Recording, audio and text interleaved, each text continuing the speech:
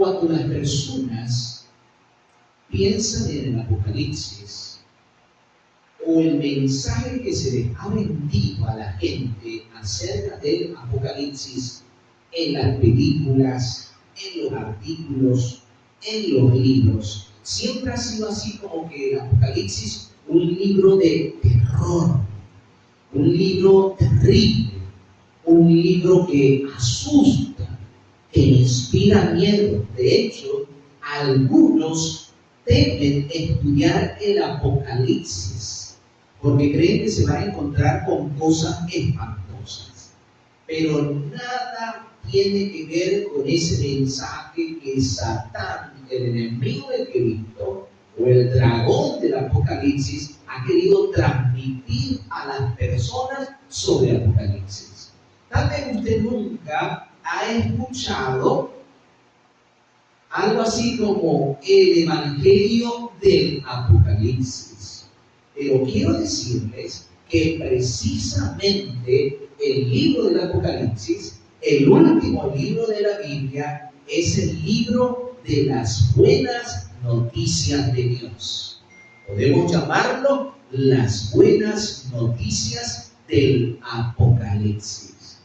Y la buena noticia, la principal noticia que encontramos en Apocalipsis, está en el libro de Apocalipsis, el capítulo 14, el versículo 6.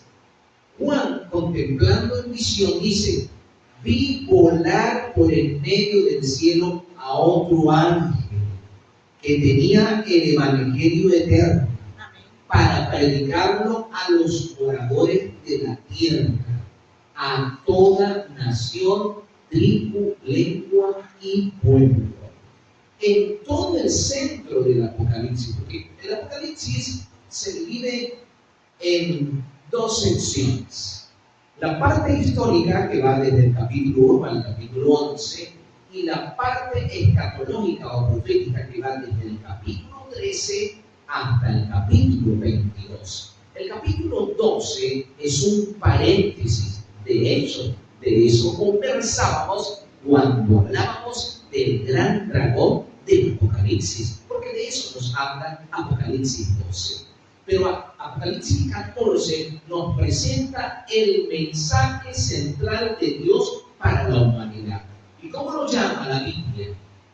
El Evangelio eterno. ¿Qué tenía para predicar el ángel? El Evangelio eterno. La palabra Evangelio significa buenas noticias. ¿Y cuáles son las buenas noticias del Apocalipsis? Dice Apocalipsis 1:5 en la parte final: al que nos amó y nos lavó de nuestros pecados con su sangre. ¡Qué maravillosa bendición! ¡Qué buena noticia de parte de Dios para nosotros! Porque recuerde que de acuerdo a la Biblia somos pecadores, irremediablemente perdidos, condenados. Pablo dice en el libro de Romanos, el capítulo 5, versículo 12: por cuanto la muerte entró en el mundo por un hombre, también la muerte pasó a todos los hombres, por cuanto todos pecaron. A ver, ¿cuántos pecaron? Todos pecaron. Todos somos pecadores. Y el mismo Pablo en Romanos 3:23, él dice: por cuanto todos pecaron, están destituidos de la gloria de Dios. Vean ustedes, condenados, irremediablemente condenados. Y en Romanos 6:23 se nos dice: porque la paga del pecado es muerte. Mis amigos, mis hermanos, así que somos pecadores condenados a muerte, pero alabado sea Jesucristo por esa buena noticia que nos da en Apocalipsis, que nos dice que nos amó y nos lavó de nuestros pecados con su sangre. Así que el Apocalipsis nos anuncia que Cristo es nuestro Salvador. Esa es la buena noticia del Apocalipsis. De hecho, en Apocalipsis capítulo 13, versículo 8, la palabra de Dios nos dice: y la adoraron, refiriéndose a la bestia, todos los que no estaban escritos en la vida del Cordero, el cual fue sacrificado desde el principio del mundo, inmolado, dice la palabra, desde el principio del mundo. O sea, Cristo fue ofrecido en garantía y para asegurar nuestra salvación. Yo no sé cuántos de ustedes habrán leído o habrán escuchado la historia de Pocahontas, pero no es la historia de la comiquita o de la película, es la historia real. Resulta que en ese tiempo del antiguo oeste habían serios problemas entre los indígenas y los colonizadores blancos. En ese tiempo, Juan Smith, quien era el líder de los colonizadores, pues estaba al frente y estaba tratando de mediar y de negociar con los indígenas por las tierras. Querían llegar a acuerdos de paz, no a través de guerra ni derramamiento de sangre. Pero resulta que Juan Smith llegaron y los capturaron unos indígenas y lo pusieron sobre una roca y prepararon sus lanzas, lo iban a matar. En ese momento, Pocahontas, la hija del cacique, al ver esto, se salió de la muchedumbre y se acercó hasta donde estaba Juan Smith y puso su cuerpo sobre el de él, o sea, ofreciendo su vida en lugar de la de Juan Smith. Por supuesto, era la hija del cacique. Al momento se suspendió el sacrificio de Juan Smith. Varios días después, Juan Smith quedó sorprendido cuando se le informó que el cacique lo había adoptado como hijo legítimo. ¿Lo vas a asombrar? Años después, Pocahontas se casó con un blanco, con un cristiano llamado Juan Wolfe. Este cristiano era un cristiano realmente de buen testimonio, un hombre íntegro. Pocahontas se casó con él. La mujer conoció de Jesucristo, de su plan de salvación y aceptó a Jesucristo como el único Salvador. Es que Pocahontas entendía lo que era dar su vida por los demás. Esa es la buena noticia de parte del cielo. Que Cristo dio su vida, ¿por quién? Por la humanidad entera. Juan 3:16 nos dice, porque de tal manera amó Dios al mundo que ha dado a su Hijo unigénito, para que todo aquel que en él crea no se pierda, mas tenga vida eterna. Así que el Señor no dio un continente, no dio un planeta, no dio una galaxia por la humanidad. Dio lo mejor que podía dar. Nos dio a su Hijo Jesucristo. De eso se trata la gracia de Dios. De hecho, Romanos 6:23, después de decir que la paga del pecado es muerte, concluye diciendo, mas la dádiva de Dios es vida eterna en Cristo Jesús, Señor nuestro. El Señor nos invita para que nosotros le aceptemos como Salvador. Cuando el apóstol Pablo y Silas estaban presos allí en Filipo, aquella noche después del terremoto, el carcelero los sacó afuera y les preguntó, Hechos 16:30, varones hermanos, ¿qué tengo que hacer para ser salvo? ¿Y qué le respondieron los apóstoles? Cree en el Señor Jesucristo y serás salvo tú y tu casa. Podemos decir que en esencia la palabra de Dios nos dice, cree en Jesucristo, acepta a Jesucristo y obedece a Jesucristo y serás salvo. Tú y tu casa. ¡Qué bendición! Una bendición que se extiende no solo a la persona, sino también a toda su familia, si acepta, si recibe y si obedece a Jesús. el cordero inmolado. Quiero decirle que en Apocalipsis la palabra cordero se menciona más de 30 veces, haciendo alusión ¿a quién? A Cristo, el cordero que fue inmolado desde el principio del mundo. ¿Por quién? Por nosotros. Cristo es nuestro Salvador. Dice el apóstol Juan en su primera carta, el capítulo 2, versículo 1. Hijitos, estas cosas os escribo para que no pequéis. Pero si alguno hubiere pecado, abogado tenemos para con el Padre a Jesucristo el justo. Y Él no solamente es la propiciación por nuestros pecados, sino por los pecados de todo el mundo. Qué maravillosa es la gracia de Dios. Qué maravilloso es su amor. Qué grande e inmenso es el divino amor de Jesucristo. Que Él dio su vida.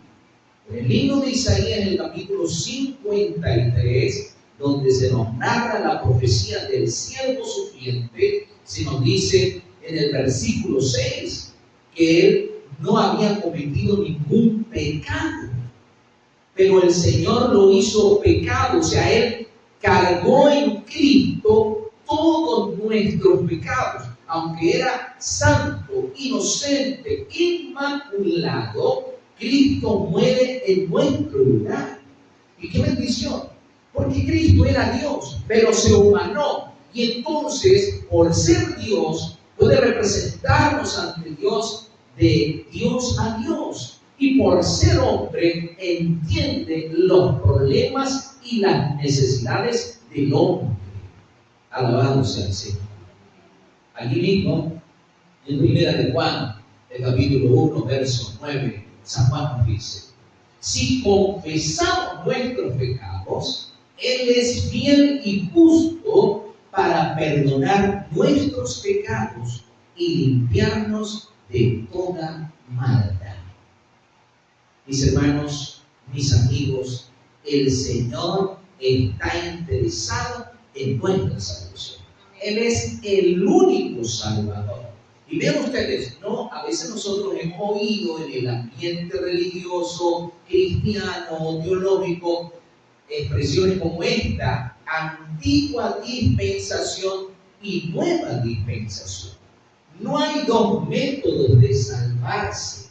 Hay un solo método de salvación. Hay una sola forma de salvarse, y es por la fe en Jesucristo.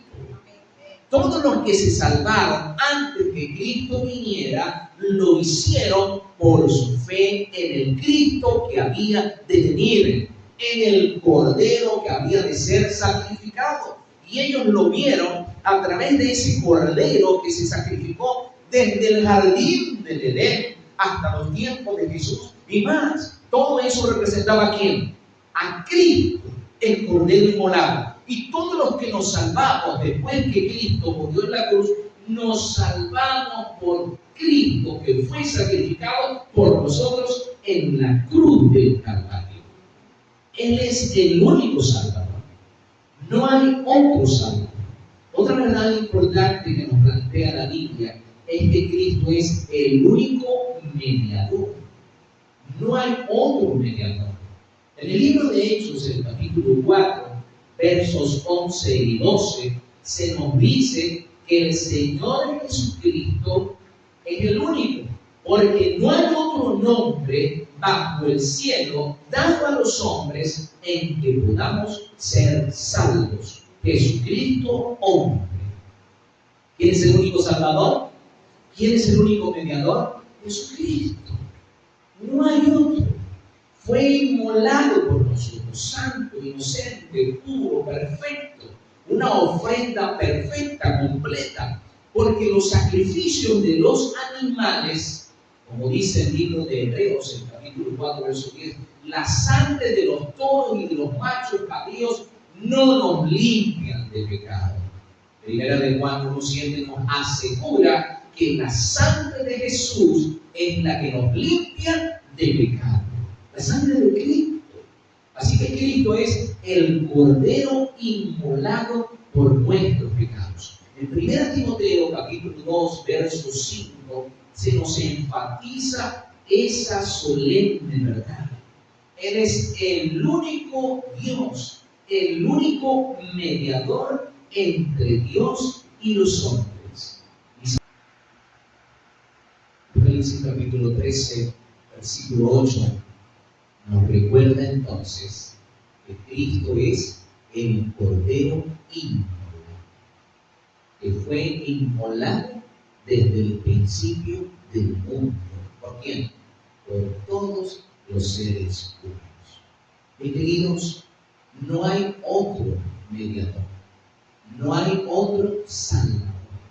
Cristo es el único y Él merece toda la gloria, toda la honra, todo el honor de nuestra parte.